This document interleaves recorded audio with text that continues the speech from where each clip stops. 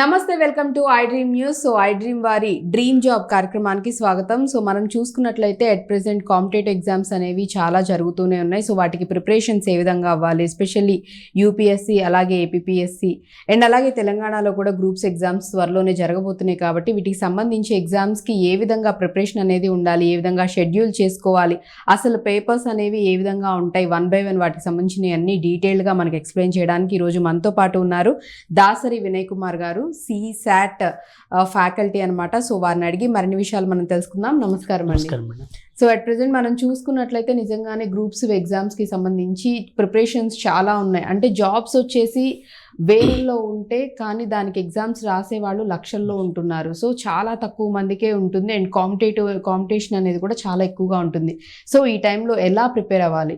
So first of all మనం UPSC దీనికి వచ్చినట్లయితే కనుక యూపీఎస్సీ స్టూడెంట్స్ కూడా ఎగ్జామ్స్ రాస్తున్నారు కాబట్టి వాళ్ళు ఎలా ప్రిపేర్ అవ్వాలంటారు? అసలు యూపీఎస్సీ గురించి ఎక్స్ప్లెయిన్ చేస్తారా? ఇంకా యూపీఎస్సీ అని madam, union public service commission. Okay, అది మన కాన్స్టిట్యూషన్లో ఆర్టికల్ 312 కింద మనకు ఆర్టికల్ 312, 315లో 312లో ఆల్ ఇండియా సర్వీసెస్ అని మెన్షన్ చేశారు. 315లో చూసినట్టయితే మనకు public service commission, union public commission and other public service commission mention చేశారు. అయితే ఈ ఆల్ ఇండియా సర్వీసెస్కి చూస్తే మనకు యూపీఎస్సీ అనేది ఎగ్జామ్ కండక్ట్ చేస్తుంది. ఓకే, ఈ యూపీఎస్సీ ఎగ్జామ్ అనేది ప్రతి ఇయర్ ఉంటుంది. క్యాలెండర్ ప్రకారం వాళ్ళు ప్రతి ఇయర్ క్యాలెండర్ ఇస్తారు.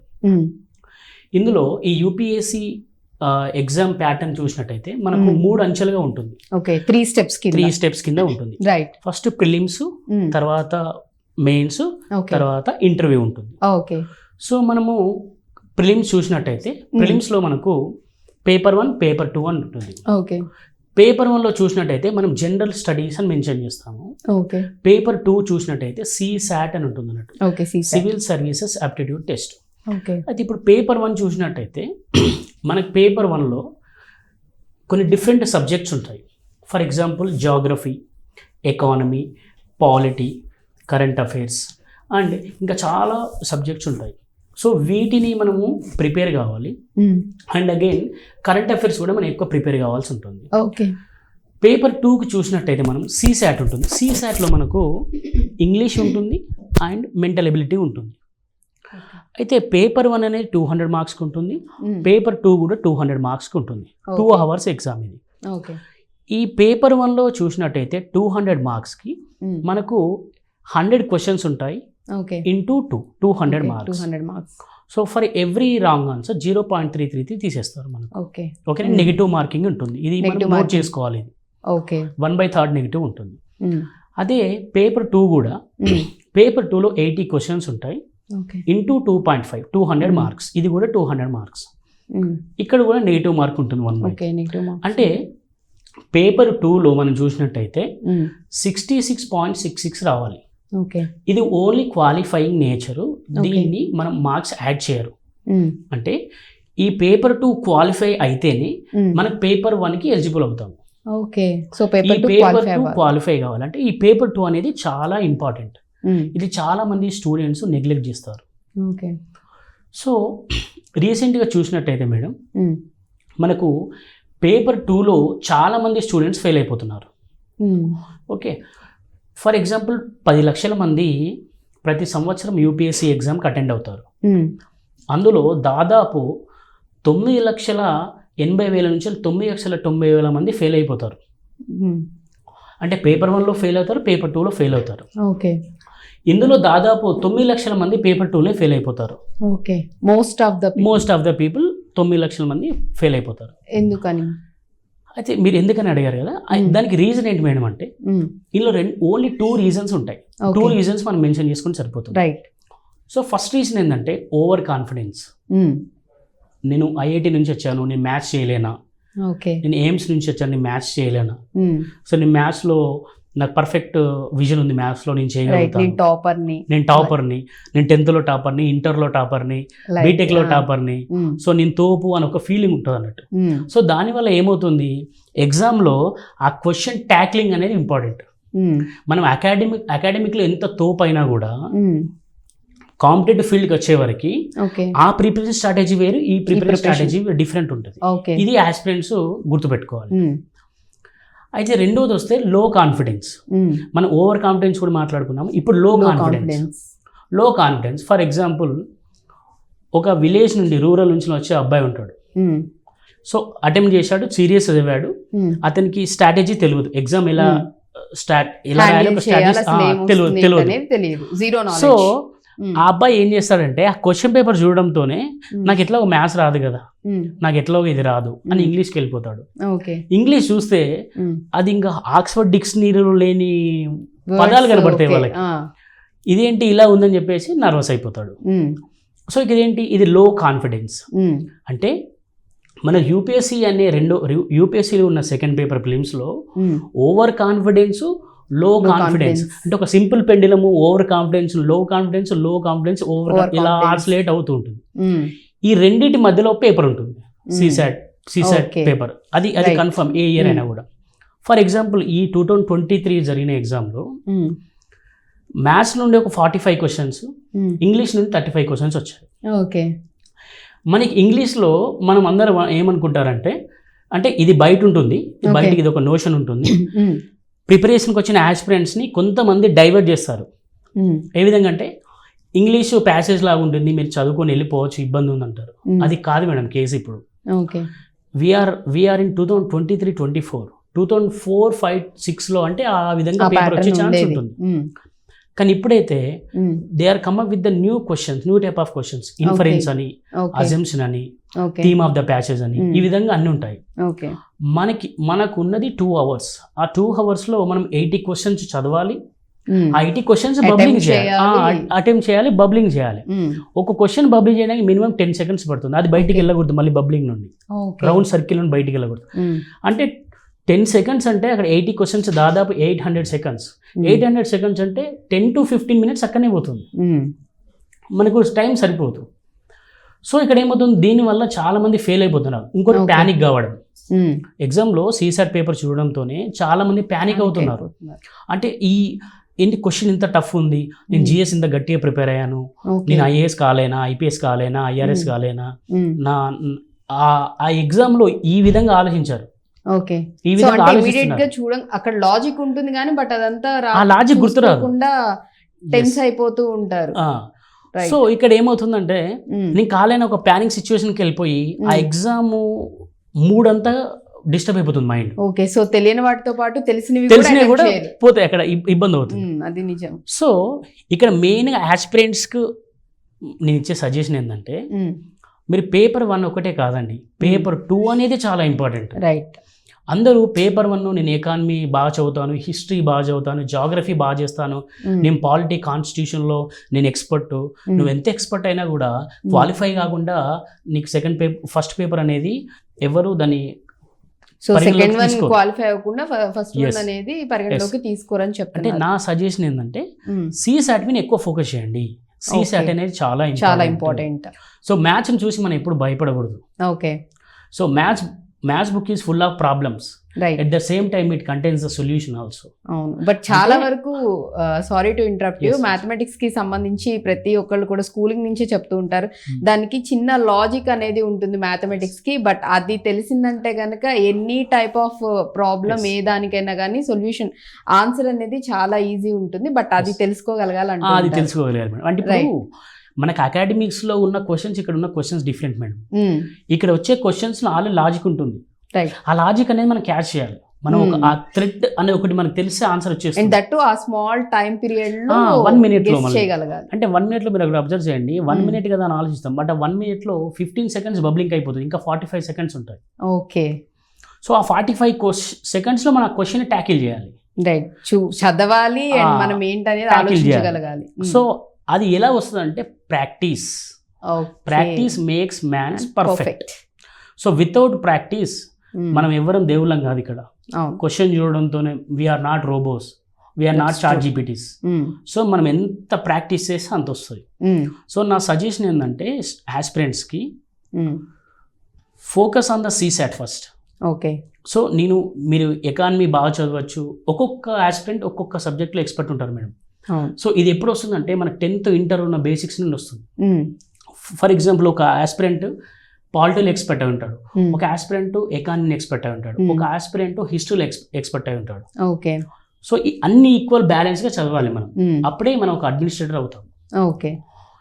సో నువ్వు పేపర్ 1 ఎంత నీకు 100 మార్క్స్ వచ్చినా కూడా పేపర్ 2 ఫెయిల్ అయితే మాత్రం దాన్ని కన్సిడర్ చేయరు. సో CSAT ఇది అందరు మర్చిపోతున్నారు, ఇది దయచేసి అందరు గుర్తుపెట్టుకోండి. ఇది ప్రిలిమ్స్ కి సంబంధించింది. ఓకే. సో ప్రిలిమ్స్ వరకు అయితే ప్యాటర్న్ ఇది ఉంటుంది, ఈ విధంగా ఉంటుంది. సో ప్రిలిమ్స్ క్రాక్ చేయడం ఎలా సార్? సో ప్రిలిమ్స్ క్రాక్ చేయాలంటే ఆస్పిరెంట్స్ అందరినీ మీరు అబ్జర్వ్ చేస్తే వాళ్ళ రూమ్స్లో ఒక 100 బుక్స్ ఉంటాయి. ఓకే. సో 100 బుక్స్ అవసరం లేదండి. ఒక హిస్టరీ ముందు మనము ప్రిలిమ్స్ ప్రిపేర్గా క్వాలిఫై కావాలంటే ఒక ప్లానింగ్ ఇంపార్టెంట్, మనకు ఒక విజన్ ఇంపార్టెంట్. సో నేను ఎలా ప్రిలిమ్స్ క్లియర్ చేసుకోవాలి? ఓకే. ఇప్పుడున్న ఆస్పిరెంట్స్లో ఏంటంటే నా ప్రిలిమ్స్ అయిపోతుందని మెయిన్స్ ప్రిపేర్ అవుతున్నారు, ఓవర్ కాన్ఫిడెన్స్. నువ్వు మొదటి స్టెప్పే కరెక్ట్గా ఎక్కట్లేదు. సో నువ్వు విజయం గురించి ఆలోచిస్తున్నావు. ఆ మొదటి స్టెప్ అనేది ఎంత హార్డ్ అయినా కూడా నువ్వు ఆ మొదటి స్టెప్ వేసినప్పుడే తెలుస్తుంది అది హార్డా నీకు ఈజీయా అని. సో మనము ప్రిలిమ్స్ గురించి మాట్లాడినాం కదా మేడం, ఒక కరెంట్ అఫైర్స్ గురించి చెప్తాను నేను. ఓకే. చాలామంది ఆస్పిరెంట్స్ న్యూస్ పేపర్ని చదవట్లేదు. చాలామంది ఆస్పిరెంట్స్ న్యూస్ పేపర్ చదవట్లేదు. ఇది చూస్తున్న ప్రతి ఒక్కరికి అర్థమైతే నేను చదవట్లేదు. బేసిక్ గా ఇంకోటి కూడా చెప్పాలి, అంటే చదివినా కానీ ఇన్ కేస్ ఏం చేస్తారంటే మెయిన్ పేపర్ లో స్పోర్ట్స్ హెడ్ లైన్స్ వరకు, అది కూడా ఓన్లీ ఏవైతే మనకి పెద్ద పెద్ద అక్షరాలతో కనిపిస్తూ ఉంటాయో టైటిల్స్ కింద వాటిని మాత్రమే చూస్తారు, ఇంకా మొత్తం తిప్పేస్తారు. మీరు అన్నట్లుగా స్పోర్ట్స్ మూవీకి సంబంధించినవి అవి చూస్తారు, క్లోజ్ చేసేస్తారు. బట్ ఎవరైతే కంప్లీట్ గా చదవట్లేదు. సో ఆ న్యూస్ పేపర్ చదవకపోవడం వల్ల ప్రాబ్లం ఏంటంటే మేడం, అంత ఇంపార్టెంట్ అంటారా? Yes madam. ఎందుకు చెప్తున్నాను చూడండి, న్యూస్ పేపర్ చదవకపోవడం వల్ల ప్రిలిమ్స్ నువ్వు గెట్ అయినా మెయిన్స్లో ఇబ్బంది అవుతుంది. ఓకే. ఫర్ ఎగ్జాంపుల్ ఏదో ఒక ఇష్యూ జరుగుతుంది మేడం, ఏదో ఒక ఇష్యూ. ఫర్ ఎగ్జాంపుల్ రీసెంట్గా ఇజ్రాయిల్ పాలస్తీన్ ఒక ఇష్యూ జరుగుతుంది. ఆ ఇష్యూ జరుగుతుంటే అది ఏ బుక్లో మెన్షన్ చేసి ఉండదు, మనకి హిస్టరీలో మెన్షన్ చేసి ఉండదు, ఎకానమీలో మెన్షన్ చేయరు, పాలిటీలో మెన్షన్ ఎక్కడ మెన్షన్ చేయరు, కరెంట్ అఫైర్స్ ఎక్కడ మెన్షన్ చేస్తారు. మన యూపీఎస్సి ఏం చెప్తుందంటే aspirant day by day current affairs follow అవుతున్నాడా లేదా. నువ్వు ఒక మ్యాగజైన్ చదివి ఎగ్జామ్ రాస్తావు అంటే కుదరదు అక్కడ. యూపీఎస్సి అనేది చాలా చాకచక్యంగా ఉంటుంది. ఒక ఇమేజ్ నుండి తీసి ఒక క్వశ్చన్ ఇచ్చిన సందర్భాలు చాలా ఉన్నాయి. ఇమేజ్ నుంచి. ఎస్. ఒక ఎగ్జాంపుల్ ఏంటంటే కజిరంగా నేషనల్ పార్క్ ఒకటి ఉంటుంది, అందులో 1 హార్న్డ్ రైనోస్ అని ఒకటి ఉంటాయి. ఆ 1 హార్న్డ్ రైనోస్ కి ఒకటే హార్న్ ఉంటుంది, ఒకటే కొమ్ము ఉంటుంది. సో దాన్ని కట్ చేస్తున్నారు అందరూ, దానివల్ల చనిపోతున్నాయి చాలా 1 హార్న్డ్ రైనోస్. అవి ఎండేంజర్డ్ స్పీచ్ నుంచి మళ్ళీ క్రిటికల్ ఎండేంజర్డ్కి వెళ్తున్నాయి. సో యూపీఎస్సి అనేది ఒక 1 హార్న్డ్ రైనో ఉంటుంది, దానిపైన ఒక కొంగు ఉంటుంది అన్నట్టు. సో అక్కడ ఫిగర్ చూసి మనం దాన్ని స్కిప్ చేస్తాము. బట్ థింగ్ ఏంటంటే ఆ కింద లైన్స్ మెన్షన్ చేస్తారు, సోర్స్ అని పెట్టి మెన్షన్ చేస్తాడు. Kaziranga this rhino is in Kaziranga national park. మనం చదవాల్సింది ఎక్కడంటే madam, where is Kaziranga national park, what is 1 horned rhino, what is IUCN red list. IUCN red list లో ఏమేమి ఉన్నాయి, క్రిటికల్లీ ఎండేంజర్డ్ ఉంటాయి, ఎండేంజర్డ్ ఉంటాయి, ఇంకా చాలా రకాలుగా ఉంటాయి. అంటే మీరు ఇక్కడ ఒకటి అబ్జర్వ్ అంతరించబోతున్నా సో ఎక్స్టెంట్ అంతరించినవి కూడా అంతరించినవి. అంటే మీరు ఇక్కడ ఒక పాయింట్ అబ్జర్వ్ చేసి ఉండాలి, ఒక ఫిగర్ నుండి ఇన్ని క్వశ్చన్స్ తయారు చేసినప్పుడు యూపీఎస్సికి ఎంత సోర్స్ ఉంటుంది. అంటే న్యూస్ పేపర్ మీరు అడిగారు కదా, న్యూస్ పేపర్ ఎందుకు ఇంపార్టెంట్, ఒక చిన్న ఇష్యూ నుండి వాళ్ళు క్వశ్చన్ తయారు చేయగలుగుతారు. అంటే ఒక సంవత్సరంలో అట్లా ఎన్ని ఇష్యూస్ వస్తాయి, వాళ్ళ దగ్గర ఎంత సోర్స్ ఉంటుంది. నువ్వు చదివే న్యూస్ పేపర్ వాళ్ళు కూడా అదే చదువుతారు. మీరు డెక్కన్ క్రానికల్ చదవండి, the Hindu is the most favourable newspaper to the aspirants. Indian Express. Yes. So అందులో మీరు ఇప్పుడు మనం ప్రిలిమ్స్ గురించి మాట్లాడాం కదా మేడం, ఇంటర్నేషనల్ రిలేషన్స్ కొన్ని క్వశ్చన్స్ వస్తాయి మనకు.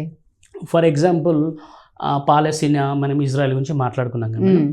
సో అక్కడ పాలస్తీనాకి ఇజ్రాయిల్కి యుద్ధం జరుగుతుంది, అందరికీ తెలుసు మనకు. సో అది ఆ హిస్టరీ అంతా చూసుకుని తెలిసిపోతుంది. అయితే అక్కడ కొన్ని ప్లేసెస్ ఉంటాయి పాలస్తీనాకు ఇజ్రాయిల్లో. So which of the following places are recently seen news in which of the following country అంటాడు. ఓకే, ఈ ప్లేసెస్ సో ఈ కంట్రీలో ఏ కంట్రీలో చూసామంటే అప్పుడు మనకు బ్లాంక్ ఉంటుంది, ఎందుకంటే మనం చూడము, మనం నేను హిస్టరీలో తోపు, నేను పాలిటీ క్లియర్ చేసేస్తా, మనం ఒక ఆ నోషన్ లో ఉంటాం. అది అక్కడ తప్పు అని చెప్తున్నాను. సో జరిగిపోయిన వాటి గురించి కాదు, జరుగుతున్న వాటి గురించి ఎక్కువ ఫోకస్, వాటి మీద కూడా ఖచ్చితంగా క్వశ్చన్స్ అనేవి ఉంటాయి కాబట్టి మీరు చూస్తే madam questions 60% of the questions current related ఉంటాయి. ఓకే, యూపీఎస్సీకి ఫేవరబుల్ క్వశ్చన్ ఉంటుంది, మెడిటేరియన్ సీ అని ఒకటి ఉంటుంది మేడం. అది ప్రతి ఇయర్ దాని నుండి క్వశ్చన్స్ వస్తాయి. ఆస్పిరెంట్స్ అందరికీ తెలుసు, కానీ ఆస్పిరెంట్స్ మ్యాక్సిమం దాన్ని రాంగ్ చేస్తారు. ఓకే, సో ఎందుకు రాంగ్ చేస్తారంటే ఆ మెడిటేరియన్ సీలో, వెస్ట్ ఏషియాలో ఎప్పుడూ క్రైసిస్ ఉంటుంది మనకు, అది ఏదో విధంగా క్రైసిస్ ఉంటుంది. సో యూపీఎస్సీ ఎక్కడ క్రైసిస్ ఉందో అక్కడ క్వశ్చన్ తీస్తాడు మ్యాక్సిమం. సో ఇది ఎలా తెలుస్తుంది మనకు? ఆల్రెడీ కరెంట్ అఫైర్స్ చదువుతాము, మనకు ఆల్రెడీ ఇంటర్నేషనల్ రిలేషన్ అని ఉంటుంది. ఇంటర్నేషనల్ రిలేషన్స్ లో మనం పాస్ట్ చదువుతాము, కరెంట్ అఫైర్స్ లో ప్రజెంట్ సిచ్యువేషన్స్ చదువుతాం. ఈ రెండు కలిపి ఎక్కడ చదువుతాం అంటే మెయిన్స్ లో చదువుతాము. Right, so past and present ఈ రెండు కలిపి మనం ఒక దగ్గర చదువుతాం. సో మెయిన్స్ ఎక్కడ ఉపయోగపడతా అని చెప్పాను మేడం. అవును. సో కమింగ్ టు మెయిన్స్ కా మనం నెక్స్ట్ మెయిన్స్ కి వస్తే మెయిన్స్ కరెంట్ అఫైర్స్ పార్ట్ ఏంది అసలు? ఓకే, మీరు మెయిన్స్ క్వశ్చన్ చూస్తే madam most of the questions current affairs నుండి ఉంటాయి. Okay okay, for example GST మీద ఒక క్వశ్చన్ వచ్చింది మనకు, లేకపోతే బేసల్ నామ్స్ మీద అలా కొన్ని క్వశ్చన్స్ వచ్చాయి. ఈ క్వశ్చన్ నేను ఎక్కడన్నా చూసినట్టు ఉంది అని అనుకుంటాడు ఆస్పిరెంట్, దాన్ని చూస్తాడు కానీ నెగ్లెక్ట్ చేస్తాడు. ఎక్కడ చూస్తాడు? ఏదో ఇట్లా న్యూస్ పేపర్ తిప్పుకుంటూ వెళ్తాడు, ఏదో భయం కొద్దో భక్తి కొద్దో న్యూస్ పేపర్ చదవాలని. కానీ ఇక్కడ ఏమవుతుందంటే ఆ క్వశ్చన్ రావడం వల్ల ఆ క్వశ్చన్ అతను రాయలేడు. బయటకు వచ్చినాక ఆ impact next exams, next papers మీద ఉంటుంది. సో నేను మిస్ చేశాను ఒక ఫీలింగ్ ఉంటుంది, ఎందుకంటే సీరియస్ ఆస్పిరెంట్కి నేను ఎందుకు మిస్ చేశాను ఒక ఫీలింగ్ ఉంటుంది లోపల. నువ్వు ఒకటే అదే న్యూస్ పేపర్ నువ్వు పర్ఫెక్ట్ చదివినట్టయితే నువ్వు ప్రిలిమ్స్ రాయగలుగుతావు, మెయిన్స్ రాయగలుగుతావు, అదే విధంగా ఇంటర్వ్యూలో కూడా స్కోర్ చేయగలుగుతావు. ఎందుకంటే ఇంటర్వ్యూ బోర్డ్ మెంబర్స్ కూడా కరెంట్ అఫైర్స్ ఫాలో అవుతారు కదా, వాళ్ళు ఏదో ఒక న్యూస్ పేపర్ చదువుతారు. ఏదో ఒక all around the world globe is collected very internally. మన ఇంటర్నల్ కలెక్షన్ చాలా ఉంటుంది. ఒక దగ్గర ఇష్యూ జరిగితే మనకు పక్కా ఇంపాక్ట్ అవుతుంది. For example Ukraine Russia issue జరిగింది, అది మనకి ఇంపాక్ట్ అయింది. అది మనకు ఒక నార్మల్ పర్సన్ తెలుసుకోవచ్చు, బట్ ఆస్పిరెంట్కి తెలుస్తుంది. అలాంటి వాటిని మనం ఎప్పుడు వదిలిపెట్టకూడదు, ఫోకస్ చేయాలి. సో న్యూస్ పేపర్ పార్ట్ ఇది మేడం.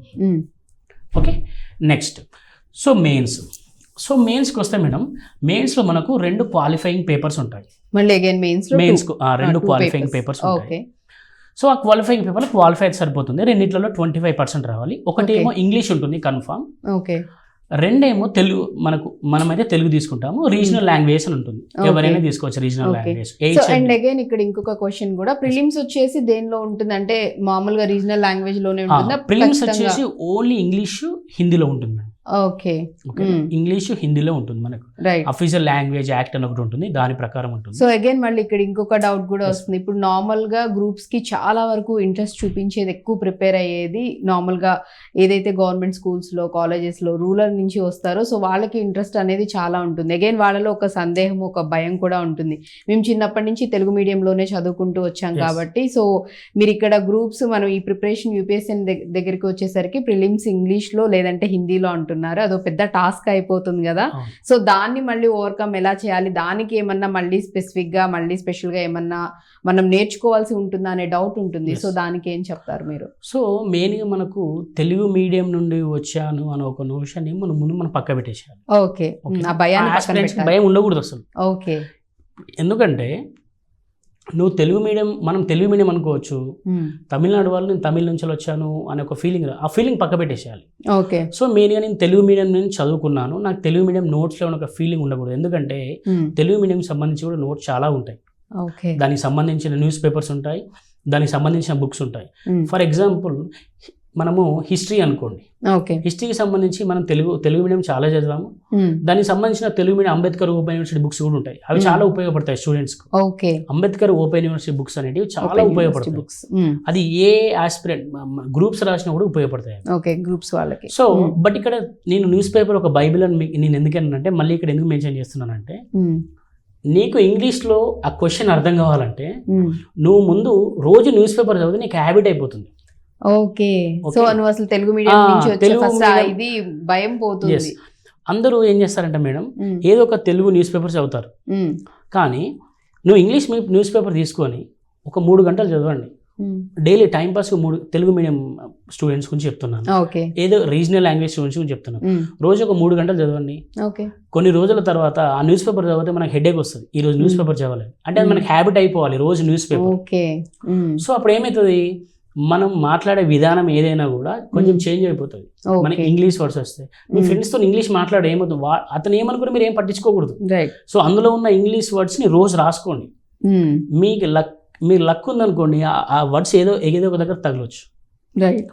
సో మీరు చదవటము, ప్రొనౌన్స్ చేయటము, దాని స్పెల్లింగ్స్ ఒకటికి 10 సార్లు మనం బై హార్ట్ చేసుకుంటూ చదువుతూ కూడా రాస్తూ ఉంటే సో అలా ఈజీగా మనకి. అండ్ అలా ఐ థింక్ ఏదైనా స్టడీస్ కి సంబంధించి కూడా ప్రతి ఒక్కరికి కూడా చెప్తూ ఉంటారు, చదవడం ఎంత ఇంపార్టెంట్, అది గుర్తుండాలంటే కూడా అన్ని సార్లు రాస్తూ ఉంటే అసలు ఎంత మనం నిద్రలో లేపడిగినా కానీ టక్కున గుర్తొచ్చేస్తా అంటూ ఉంటారు. మీరు మనకు చిన్నప్పుడు మన పెద్దవాళ్ళు చెప్తారు, మీరు 100 సార్లు చదివినా కూడా 20 సార్లు రాయాలని చెప్తారు.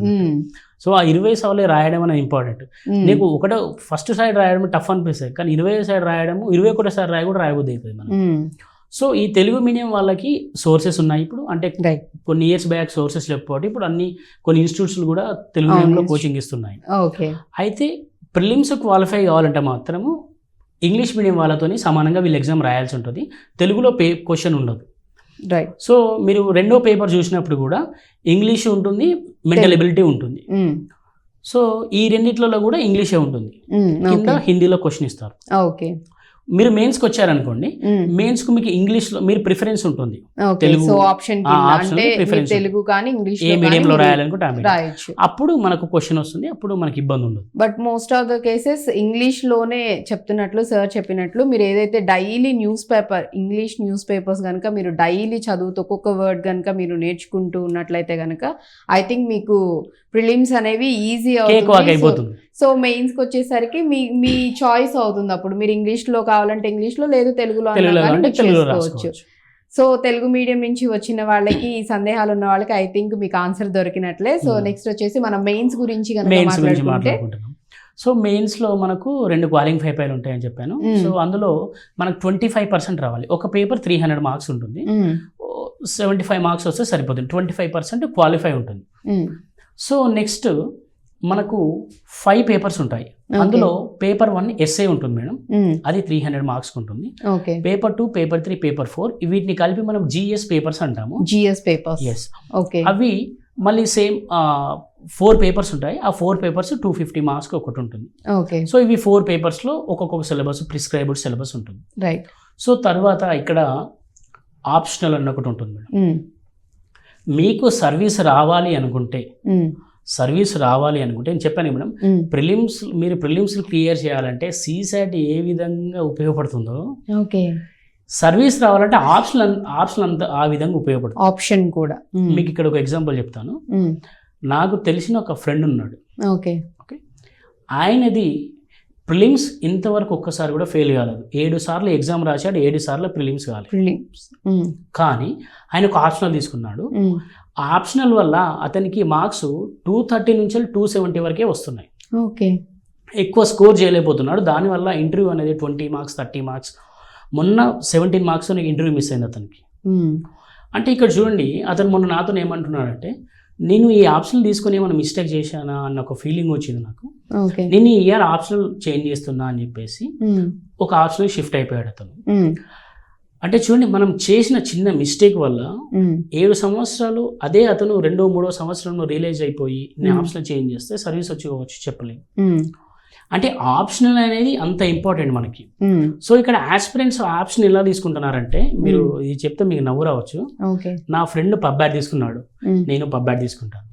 నా ఫ్రెండ్ పిఎస్ఐఆర్ తీసుకున్నాడు, నేను పిఎస్ఐఆర్ తీసుకుంటాను. నా ఫ్రెండ్ ఆంథ్రోపాలజీ తీసుకున్నాడు. నక్కవాతన్నట్టు. నీకు ఏది ఇంట్రెస్ట్ అసలు? నువ్వు ఏ ఆప్షనల్, అన్ని ఆప్షనల్ సీస్ దగ్గర పెట్టుకో. నీకు నచ్చితే తెలుగు లిటరసీ తీసుకో, లేకపోతే ఆంథ్రోపాలజీ తీసుకో, లేకపోతే పబ్బాట్ తీసుకో. నీకు దేని మీద ఇంపార్టెంట్ అని చూడాలి. Yes. For example biology students ఉన్నారనుకోండి, బయాలజీ వాళ్ళు అంటే ఎంపీసీ, బైపీసీ ఉంటుంది కదా, సైన్స్ రిలేటెడ్ స్టూడెంట్స్. సో వాళ్ళు మోస్ట్లీ ఆంథ్రోపాలజీ తీసుకుంటారు. అంటే ఆంథ్రోపాలజీ ఎందుకు తీసుకుంటారంటే అందులో మనకు మొత్తం హ్యూమన్ ఎవల్యూషన్ గురించి ఉంటుంది. ఓకే. సో బైపీసీ అన్నప్పుడు అతను హ్యూమన్ ఎవల్యూషన్ మొత్తం చదవాల్సిందే ఉంటుంది డాక్టర్ కావాలంటే. సో మనకి ఎక్కడెక్కడ చేంజెస్ వచ్చాయి అవన్నీ homo sapiens, homo erectus, Neanderthals ఇవన్నీ చదువుకుంటూ వెళ్ళాలి. సో సెకండ్ పేపర్కి వెళ్ళామనుకోండి ఆంథ్రోపాలజీకి. సో ఆంథ్రోపాలజీకి మళ్ళీ సెకండ్ పేపర్కి వచ్చే వాళ్ళకి కొంచెం సొసైటీ యాడ్ అవుతుంది. ఫస్ట్ పేపర్లో యాడ్ అవుతుంది, సెకండ్ పేపర్లో సొసైటీ అవుతుంది, సెకండ్ పేపర్లో హిస్టరీ కూడా యాడ్ అవుతుంది, మళ్ళీ ట్రైబల్స్ కూడా యాడ్ అవుతుంది. అంటే ఇప్పుడు ఇంట్రెస్ట్ అనేది చేంజ్ అయిపోతూ ఉంటుంది. ఓకే. కొందరికి పొలిటికల్ సైన్స్ తీసుకుంటారు కొందరు, అది వాళ్ళకి అది నచ్చుతుంది. సో మీరు ఎప్పుడైనా నా సజెషన్ ఏంటంటే మీ ఫ్రెండ్స్ని చూసి మీరు ఆప్షనల్ తీసుకోకూడదు. మీరు కూర్చోండి, ఒక 1 వీక్ మంతనాలు చేయండి, నేను ఏ ఆప్షనల్ తీసుకుంటే బెటరు అని చెప్పేసి. నాకు ఈ ఇన్స్టిట్యూట్ ఈ ఆప్షనల్ ఇస్తుందని చెప్పేసి మీరు ఎప్పుడైనా ఆ ఆప్షన్ తీసుకోకూడదు. ఇది తీసుకుంటే మాత్రం మీరు చాలా బ్లండర్లో పడతారు, మీకు చాలా ఇయర్స్ వేస్ట్ అయిపోతుంది ఇక్కడ. రైట్. సో ఇది మెయిన్స్ కు సంబంధించింది మేడం. ఓకే, ఇక్కడ వరకు మెయిన్స్. నెక్స్ట్ స్టెప్, నెక్స్ట్ ఇప్పుడు ఇంకా లాస్ట్ స్టెప్ ఇదిగా. సో మనం విజయ కిరీటానికి దగ్గర personal test. Right. So personality test. So personality test మనకు 275 మార్క్స్ ఉంటుంది. 275 marks. Yes. So every year UPSC దాదాపు 10,000 నుంచి 15,000 మెంబర్స్ని మెయిన్స్కి సెలెక్ట్ చేస్తుంది. ఓకే. అందులో ఆన్ అండ్ యావరేజ్ 3,000 మెంబర్స్ ఇంటర్వ్యూకి పిలుస్తుంది, అంటే 1:3 రేషియోలో. ఓకే. సో 1:3 రేషియోలో అంటే ఈ 1:3 రేషియోలో పర్సనాలిటీ టెస్ట్ అంటే మీరు ఆల్రెడీ విజయానికి దగ్గర ఉన్నారని మీనింగ్. సో ఇంటర్వ్యూలో 275 మార్క్స్లో వాళ్ళు ఇంటర్వ్యూ ఎందుకు పెడతారంటే ఈ పర్సనల్ బిహేవియర్ ఎలా ఉందని చూస్తారు అక్కడ. ఓకే. అంటే ఎదుటతను వేసిన క్వశ్చన్కి ఈయన ఏ విధంగా ఆన్సర్ చేస్తున్నాడు, అంటే అగ్రెసివ్ ఆన్సర్ చేస్తున్నాడా, లేకపోతే ఒక కూల్ మేనర్ ఆలోచిస్తున్నాడా, లేకపోతే ఈయన ఐక్యూ లెవెల్ ఎంత ఉంది, సో ఆయన ఆ క్వశ్చన్ ని ఆ ప్రాబ్లం ఏ విధంగా ట్యాకిల్ చేయవచ్చు. సో అలాంటి క్వశ్చన్స్ ఉంటాయి ఇంటర్వ్యూలో. ఇంటర్వ్యూలో ఆస్పిరెంట్ చెప్పేది ఏంటంటే మీరు ఇంటర్వ్యూలో చెప్పేది ప్రతి ఒక్కటి పర్ఫెక్ట్ అయి ఉండాలి. ఓకే. సో మీరు నేను ఇక్కడ చదివేసి క్యాంబ్రిడ్జ్లో చదివాను అలా పెట్టకూడదు అక్కడ. So there is always checks and balances. Okay. So me personality అనేది వాళ్ళు పసిగడతారు, ఎందుకంటే వాళ్ళు ఎక్స్పర్ట్ అక్కడ. మీరు అబద్ధం చెప్తున్నారా నిజం చెప్తున్నారా అని వాళ్ళకి తెలిసిపోతుంది. అండ్ మేనేజ్ చేస్తున్నారా సో అవన్నీ తెలిసిపోతాయి. అప్పుడు వాళ్ళు ఏం చేస్తారంటే ఈ పర్సన్ మనకు ఫిట్ కాదు, ఈ పర్సన్ మనకు ఫిట్ కాదని వాళ్ళు చెప్పేసుకుంటారు. ఎందుకంటే సో మనం అడ్మినిస్ట్రేషన్కి వచ్చినప్పుడు మనము ఒక సమస్యను ఏ విధంగా సాల్వ్ చేయాలనేది ఇంపార్టెంట్. సో అలాంటప్పుడు నువ్వు ఎంత పర్ఫెక్ట్ ఉన్నావో వాళ్ళు నిన్ను చూజ్ చేసుకుంటారు, అంత పర్ఫెక్ట్గా చూజ్ చేసుకుంటారు వాళ్ళు. రైట్. ఇఫ్ ఇన్ కేస్ ఒకవేళ వాళ్ళు అడిగిన దానికి వీళ్ళకి ఆన్సర్ తెలిసినా కూడా బట్ ఆ చెప్పే విధానం అంటే వాళ్ళు ఏ విధంగా ఎక్స్ప్రెస్ చేస్తున్నారు అనేది కూడా ఐ థింక్ చాలా వరకు అదే అడ్మినిస్ట్రేటర్ కావాల్సిన క్వాలిటీ. రైట్. సో ఇప్పుడు మన మైండ్ లో ఒకటి ఉండి బయటకు వచ్చే వరకు ఒకటి వచ్చింది అనుకోండి, సో అప్పుడు ఏమవుతుంది, అది పెద్ద గొడవ కావచ్చు. రైట్. ఫర్ ఎగ్జాంపుల్ ఈ స్కీమ్ మేము డెలివరీ చేస్తున్నాము అని ఈ స్కీమ్ మేము డెలివరీ చేయట్లేదు అని ఒక మాట అన్నాడు అనుకోండి, అది పెద్ద గొడవకు దారి తీయచ్చు. సో అందుకే మనకు పర్సనాలిటీ టెస్ట్ పెడతారు. సో పర్సనాలిటీ టెస్ట్ లో ఇంటర్వ్యూలో ఈ పర్సన్ బిహేవియర్ ఎలా ఉంది, ఈ పర్సన్ ఒక ప్రాబ్లమ్ ఏ విధంగా సాల్వ్ చేయగలుగుతాడు, సో ఈ పర్సన్ అసలు ఎలాంటి పర్సను. సో అంటే ఎగ్జాంపుల్ నేను ఒక మామూలు విలేజ్ బ్యాక్గ్రౌండ్ వచ్చాను అనుకోండి, నాకు ఆ విలేజ్ గురించి మొత్తం తెలిసి ఉండాలి. ఫర్ ఎగ్జాంపుల్ మాది కరీంనగర్ దాకా ఒక విలేజ్. సో మీ విలేజ్ యొక్క ఇంపార్టెన్స్ ఏంది అని అడుగుతారు క్వశ్చన్ వాళ్ళు. ఎగ్జాంపుల్గా సో ఆ విలేజ్ యొక్క ఇంపార్టెన్స్ తెలుసుకోవాలి. సో నెక్స్ట్ మన డిస్ట్రిక్ట్ గురించి వస్తారు, మీ డిస్ట్రిక్ట్ యొక్క ఇంపార్టెన్స్ ఏంది. సో మన డిస్ట్రిక్ట్ యొక్క ఇంపార్టెన్స్ అంటే మనం అడిగితే చెప్పాలి అక్కడ, సార్ మా డిస్ట్రిక్ట్లో ఇన్ని జాగ్రఫికల్ ఇండికేషన్స్ ఉన్నాయి సార్, మా డిస్ట్రిక్ట్లో ఇంత టూరిజం ఉంది సార్, మా డిస్ట్రిక్ట్ ఇంత జిఎస్ ఇంత ప్రొడ్యూస్ చేస్తుంది సార్ స్టేట్కి. సో ఇవన్నీ మనం చెప్పగలగాలి. రైట్. ఎందుకంటే మనకు ఒక సామెత ఉంటుంది, ఇంట గెలిచి రచ్చ గెలవాలి అని అంటారు. సో నువ్వు ఓన్ విలేజ్ లో ఏం జరుగుతుంది, పుట్టి పెరిగిన సరౌండింగ్స్ గురించి నీకు తెలియనప్పుడు నువ్వు ఎలా రూల్ చేయగలుగుతావు. సో మన స్టేట్ గురించి అడుగుతాం. సో మన స్టేజ్ ఇప్పుడు ఫర్ ఎగ్జాంపుల్ మా ఫాదర్ ఫార్మర్ అనుకోండి. సో ఈ రియల్ ఎగ్జాంపుల్ మా ఫ్రెండ్కి జరిగింది చెప్తున్నాను. సో మా ఫ్రెండ్ వాళ్ళ ఫాదర్ ఫార్మర్ అన్నట్టు. సో మీ ఫాదర్ ఫార్మర్ కదా, సో ఎన్పీకే రేషియో ఏంటి అని అడిగారు అన్నట్టు. NPK ratio. Okay. So NPK ratio ఏంటి అని అన్నాడు. అది 4:3:1 ఒక రేషియోలో ఉంటుంది. అది టర్మినాలజీ మామూలుగా. రైట్. సో ఎన్ని సీజన్స్ మీరు పండిస్తారు, మీరు ఇప్పుడు ఏ పంట వేస్తారు. సో ఫర్ ఎగ్జాంపుల్ మనం వరి వేస్తాం ఎక్కువ తెలంగాణలో, ఏపీలో, ఎక్కడైనా ఎక్కువ వరి వేస్తాం. వరి ఎందుకు వేస్తారు మీరు అసలు? మనం ఆ సాయిల్ ఫిట్ అయితే కాబట్టి వరి వేస్తాం మనం. సో వేరే నార్త్కి వెళ్ళిననుకో వరి తక్కువ వేస్తారు, మనకు గోధుమలు, శనగలు అలాంటివి వేస్తారు. అంటే చూడండి, మీరు ఏ స్టేజ్లో అయినా కూడా ఏ స్టేజ్ అయినా అంత ఈజీ కాదు. ఓకే. మీరు 2 స్టేజ్లు దాటుకుని వచ్చి 3వ స్టేజ్లో ఫెయిల్ అయ్యే ఆస్కారం కూడా ఉంటుంది. సో ప్రిలిమినరీ నుంచి ఇంటర్వ్యూ వరకు ప్రతి స్టెప్ కూడా చాలా చాలా జాగ్రత్తగా వేయాలి. ఓకే. వేయకపోతే ఆ ఇయర్ వేస్ట్ అయిపోతుంది. ఇంకొకటి ఏంటంటే, మనకు ప్రిలిమ్స్ అయిపోయిన మెయిన్స్ ఇంటర్వ్యూ అయిపోయిన తర్వాత మళ్ళీ నెక్స్ట్ 20-30 డేస్లోనే మళ్ళీ ప్రిలిమ్స్ ఉంటుంది. ఓకే. అంటే ఈ అభ్యర్థి ఇంటర్వ్యూకి ప్రిపేర్ అవుతుండాలి, మళ్ళీ నెక్స్ట్ ఎగ్జామ్ ప్రిలిమ్స్ కూడా ప్రిపేర్ అవుతుండాలి. ఓకే.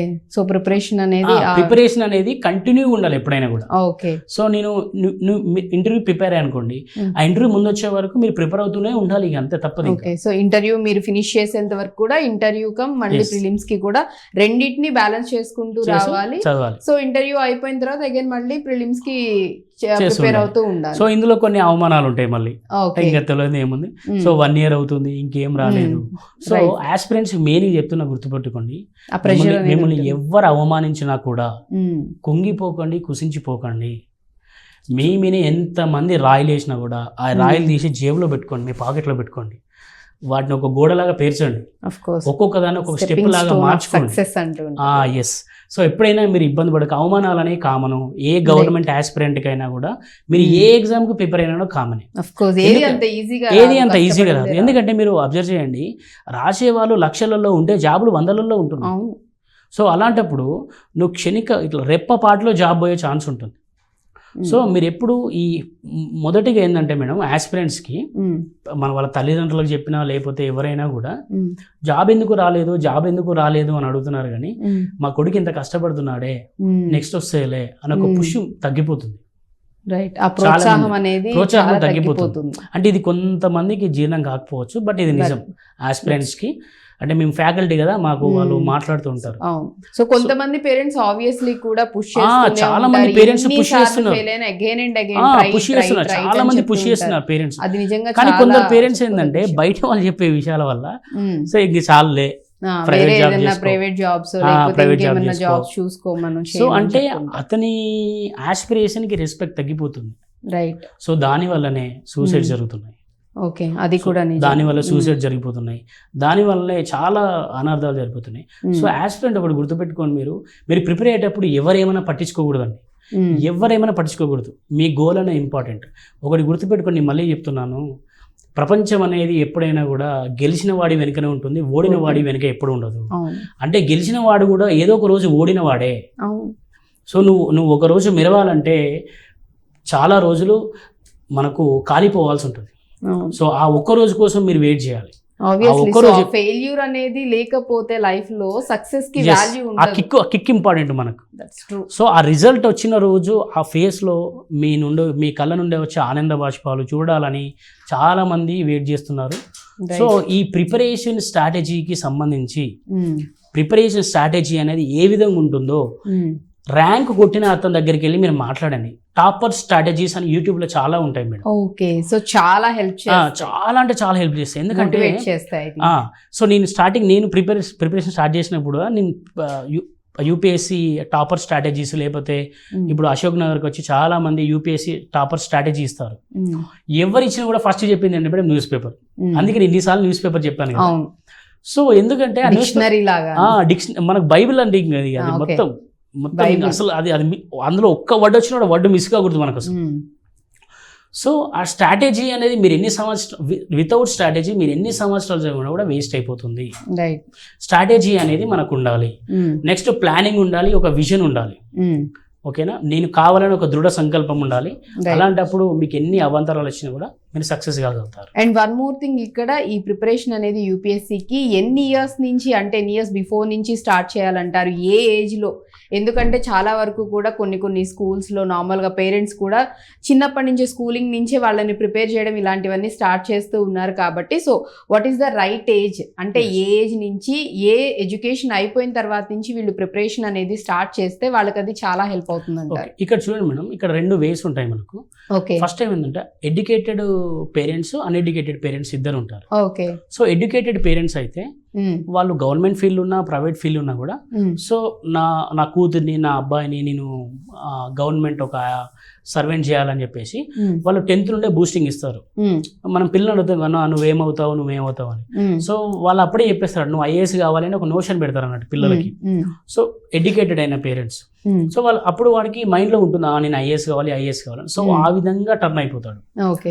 రెండో కేసు చూసినట్టయితే అన్ఎడ్యుకేటెడ్ పేరెంట్స్, పాపం వాళ్ళు పిల్లల్ని చదివిస్తారు కానీ ఒక సరైన గైడెన్స్ ఉండదు. ఓకే. సో పాత్ అనేది కొంచెం డైవర్ట్ అయిపోతుంది అక్కడ. ఓకే. సో పిల్లలు చదువుతుంటారు కానీ ఆ పిల్లలు ఏం చదువుతున్నారో వాళ్ళకి తెలియదు, ఎందుకంటే వాళ్ళు చదువుకోలేదు.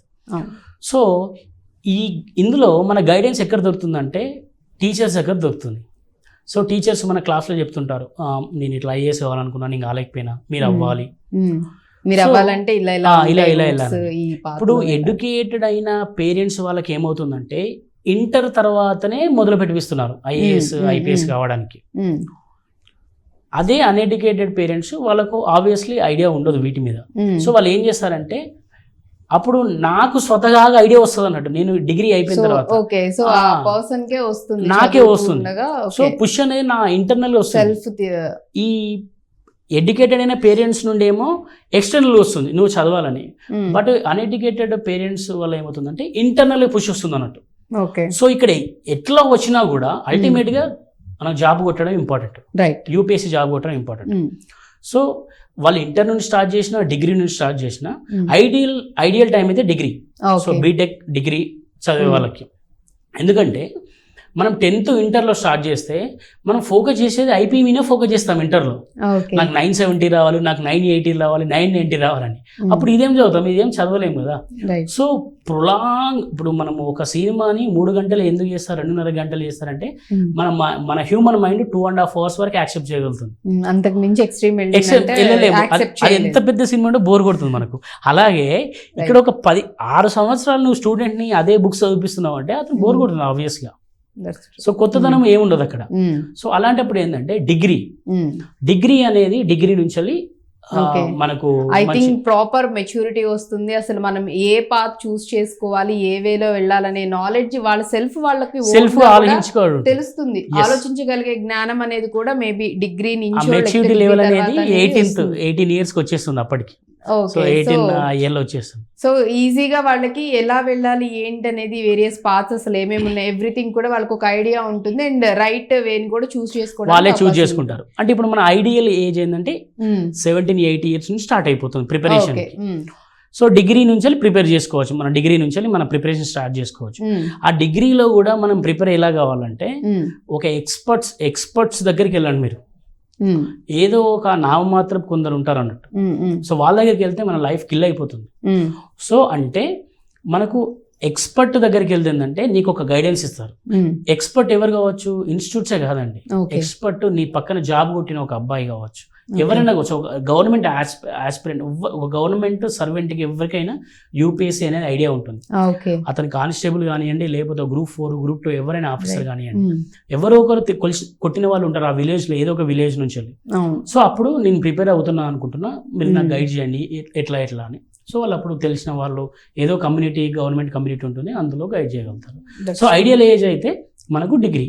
ఓకే. సో డిగ్రీ నుంచి కనుక ప్రిపరేషన్ అనేది స్టార్ట్ చేస్తే సో చాలా వరకు కూడా ఈజీ అవుతుంది, తెలుస్తుంది కూడా కాబట్టి సో ఆ టైం నుంచి స్టార్ట్ చేస్తే బెటర్ అని చెప్తున్నారు. సో ప్రతి ఒక్కళ్ళు కూడా సో యూపీఎస్సీకి ఎవరెవరు ప్రిపేర్ అవుతున్నారు, ఐ థింక్ ప్రతి ఒక్కరికి ఐ హోప్ చాలా వరకు ఇప్పుడు ఏదైతే మనం మాట్లాడుకున్నాం అదంతా కూడా చాలా వరకు వాళ్ళకి హెల్ప్ అవుతుందని అనుకుంటున్నాము. ఐ హోప్ మీరు హ్యాపీగా ప్రిపేర్ అవ్వచ్చు. అండ్ ఏ విధంగా సెల్ఫ్ కూడా మనం ఎంత స్ట్రాంగ్గా ఉండాలి, ఓవర్ కాన్ఫిడెన్స్ ఉండకూడదు, కాన్ఫిడెన్సే ఉండాలని చెప్తూ ఉన్నారు. కాబట్టి ఈచ్ అండ్ ఎవ్రీథింగ్ ప్రతిదీ కూడా ఇంపార్టెంటే, ప్రిలిమినరీ నుంచి ఇంటర్వ్యూ వరకు మనం ఫేస్ చేసే వరకు కూడా అన్ని ఇంపార్టెంట్ కాబట్టి.